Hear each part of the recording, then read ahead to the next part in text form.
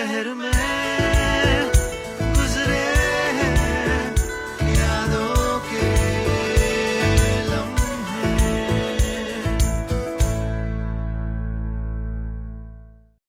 Welcome to another brand new episode of Salaam Namaste Singapore Season 4. My name is Vinay Bharadwaj. I'm very happy to have in this segment Ms. Kalpalata. She's a psychotherapist, hypnotherapist and a mindfulness expert. Kalpa, welcome to Salaam Namaste Singapore. Thank you, Vinay. It's a pleasure being here. Likewise. Kalpa, like the way I was telling that you're a hypnotherapist, psychotherapist and a mindfulness expert, right? So what exactly do you do to us? Okay, my work is all about helping people to relook, rewire and redefine themselves. Wow, that sounds very interesting. And you know, today's topic that I wanted to discuss with you is something that I've been hearing all the time. The fad word called mindfulness. You know, I see online, I see people around, everyone's into mindfulness. I really wanted to understand and tell my viewers in terms of what exactly mindfulness is all about. Sure, it is the buzzword, isn't it? It's the buzzword. Oh, yeah. Okay, very simply put, mindfulness is all about paying attention on purpose to what you think, to what you feel, and any sensations in the body at any given moment, precisely as and when it is going on. Right. So mindfulness is not meditation. Well, you could say it does come under meditation, and it sort of looks the same way too, because we are static, we are sitting or lying down, but it's a very, very different too in another sense, because it has a lot to do with activity, with brain activity, because you are actively looking, observing, and taking stock of what's going on in your brain, in your heart, and in your body. Right. Whereas meditation is all about decluttering your mind and focusing on a single flame or a thought, Like so it's very more different. focus Yes. kind of a thing. Yes. Right. How does mindfulness actually help mental health? Does it have a correlation? Does it help in mental health? Oh, it has a huge effect on mental health and also on self-care and self-enhancement as well.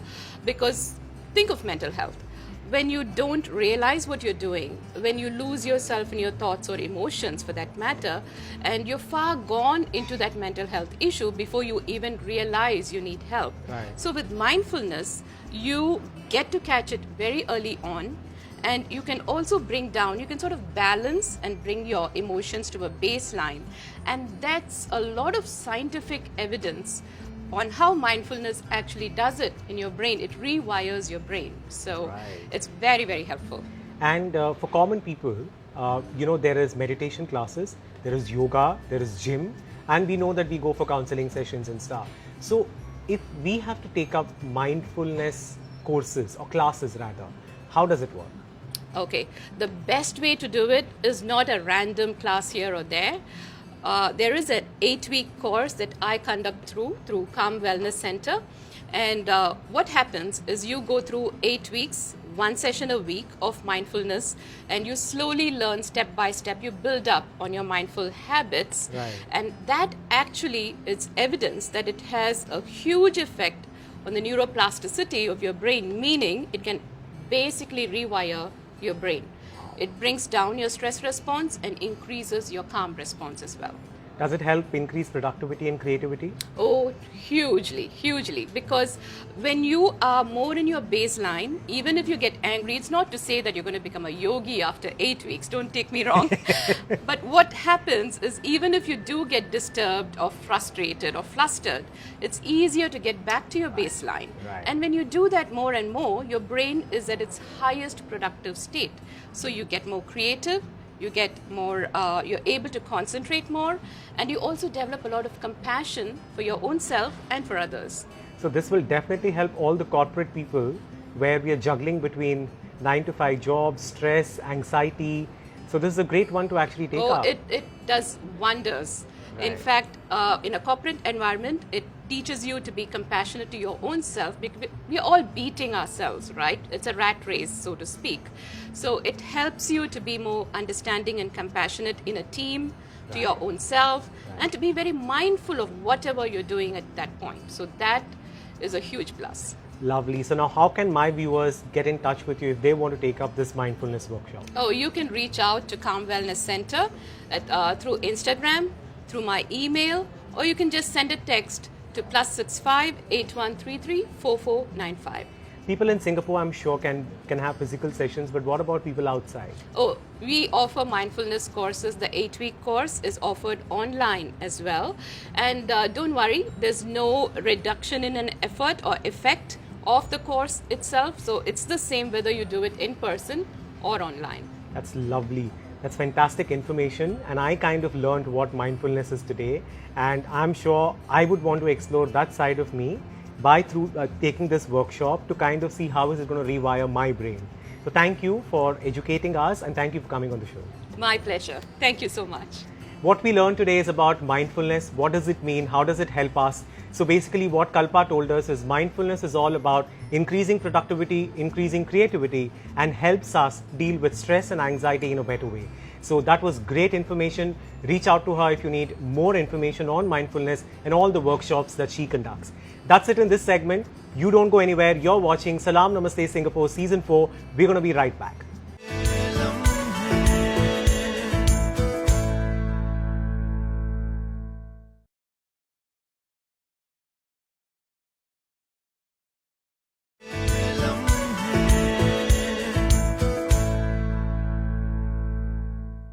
Welcome back. You're watching Salaam Namaste Singapore Season 4. I'm privileged to have two doctors in this segment.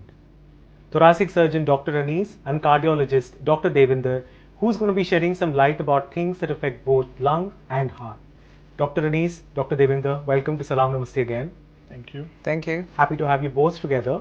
And this segment, I want to be talking about things that probably affects both heart and lungs. The first thing I want to address is chest pain. Chest pain, when we talk about chest pain, the first thing that comes to your mind is heart. You know, chest pain, heart pain. So what is the main reason for that, and what have you seen in the patients also? So when you talk about chest pain, I think the most common thing that come in your mind is it related to my heart? Because that's most worrying actually. People are worried about heart attack. So yes, heart attack is one of the common cause of chest pain, which could be squeezing, discomfort, shortness of breath sometimes.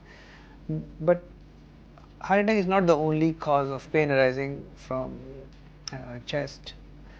There could be inflammation of the heart muscle. We call it myocarditis, which is quite now come up because of COVID vaccine. Because vaccine can sometimes cause inflammation of the heart muscles. That can lead to chest pain. Sometimes it could be due to something called pulmonary embolism, or a clot going inside the lungs, causing chest pain or discomfort. Right. I think Dr. Anis can shed more light on it. And rarely there are certain conditions which are very dangerous, like there is a condition called aortic dissection, where there is a tear in the major blood vessel called aorta. Okay. That can actually come as like a catastrophic event with chest pain as well. There are many reasons to have chest pain related to heart. Yes. Right. But heart attack is one of them. Heart attack is one of them. And is there any reasons for chest pain because of lung? There are many reasons for having chest pain apart from the heart. The most common, I would say, are classified according to ages. In the young age group, commonest condition is called a pneumothorax, where there is air outside the lung but within inside your chest cavity, usually causes by a bubble in the lung which is burst and collapses your lung, and that causes pain. Is that common? It is relatively common. Adolescent, tall, thin, lanky teens is the classic description. Right. It can happen across any ages. It can happen even in the older people, and the pain is about the same, but they present more with shortness of breath than pain. There are other causes of non-cardiac pain which can happen. The most common, interestingly, is related to what is called reflux disease, which is actually a reflux of your abdominal contents into the chest, and they can present as a chest pain. So a reflux which is happening in the stomach can reflect as a chest pain, which is also a non-cardiac cause. There are a lot of rare conditions, things like having a neurogenic tumor, or as I've mentioned before, something like a fracture of your rib, which you may not be aware of, can cause persistent chest pain. There are even further rare causes, like you can have serious bout of drinking, and then you can have a rupture of the lower part of your esophagus, which can result in very serious pain in the lower part of your chest. So there's multiple causes to chest pain, so you can divide it, as they have said, between those arising or related to the heart and those which are not related to it. And all treatable? Most of them are treatable, yes. Right. And it's either through surgery or non-surgery? Yes. So interestingly, most of the thoracic surgical pain causes require some form of intervention. So like a pneumothorax is usually done as a keyhole surgery to resolve the leaking lung problem, and anything to do like a ruptured esophagus definitely is like an emergent surgical procedure to repair the hole in the gullet. Right. And I think same with the heart-related chest pain, right? So most of the problem can be addressed, and for heart attack, we can do immediate ballooning or stenting that can save life. And for myocarditis, where there is inflammation of the heart muscle, it depends on its severity. Sometimes patient may just be washed in normal ward and may not require anything except some painkillers, but sometimes it can be so severe, can lead to heart failure. In that scenario, the patient may even require intensive care monitoring, sometimes even life support equipment. But given good care, most of the time patient will recover. What I take away from this is, if there is a chest pain, just seek medical help and don't do home remedies, don't Google. Yes. We'll figure out what it is it related to, heart or lungs, and get it treated. Yes. Another thing that is usually confusing is shortness of breath. Sometimes we don't know if it is related to the heart or related to the lungs. So in your respective areas, what's shortness of breath and why does it happen? Shortness of breath is a very common symptom. Sometimes it could be just lack of fitness as well, and it is one of the common presentation to both cardiologist and thoracic surgeon, or in fact even to a GP as well.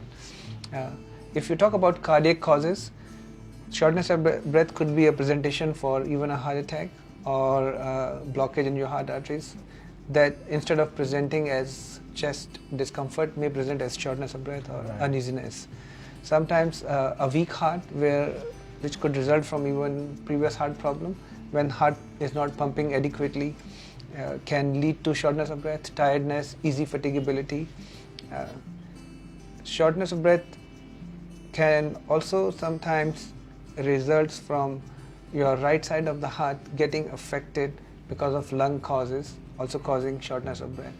And sometimes, although we can say that it's either lung or heart causes, but they are so interlinked that it can be a combination of both.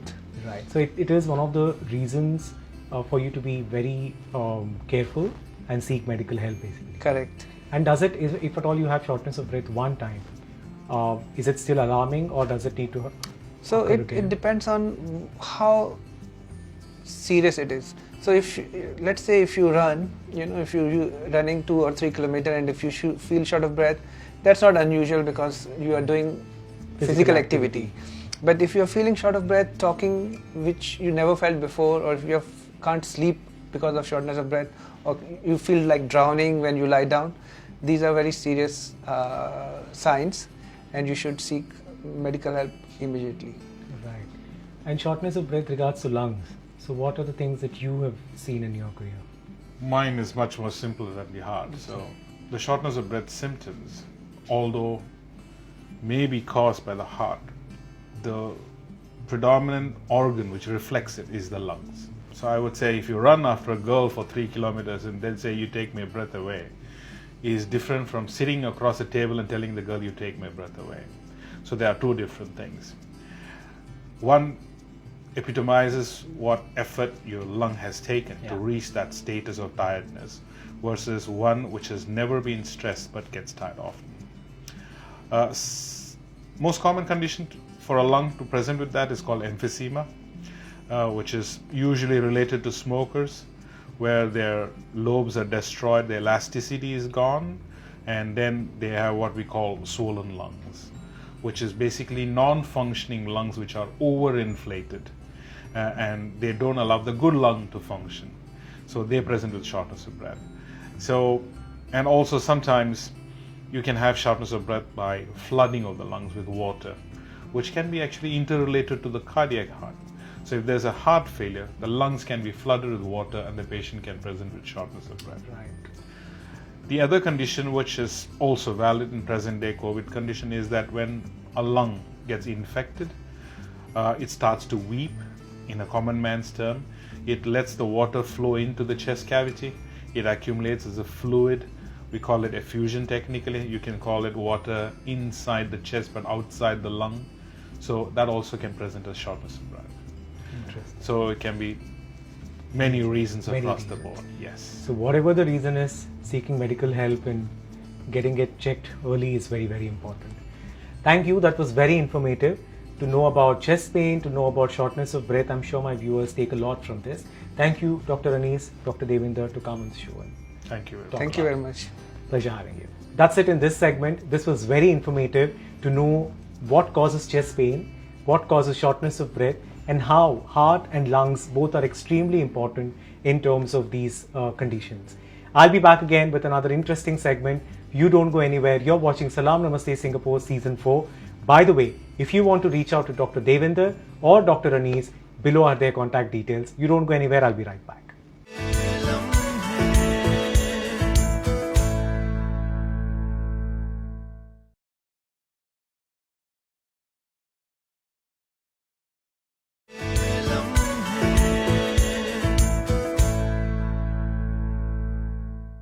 Welcome back. You're watching Salaam Namaste Singapore Season 4. In this segment, I'm going to show you one of those places where it is a one-stop shop for all your prayer items. I'm actually at Kunas. I'm going to take a look at the store. I'm going to see what they have and probably pick up something for my home and to give to my loved ones. Kunas is located very next to Varabhadra Kaliamma temple on the Serangoon Road. It is known for its one-stop solution for your prayer items.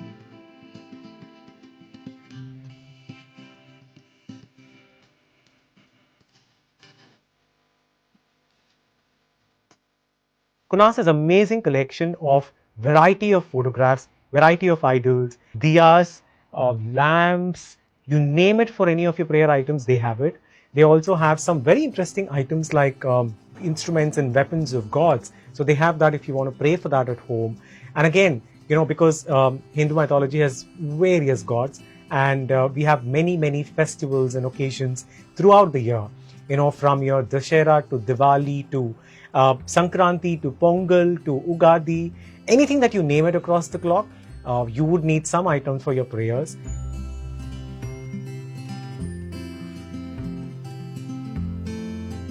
Today I'm going to show you the variety that Kunas has in terms of its prayer and God items. So let's take a look at the shop. Let's take a look at what they have to offer to us.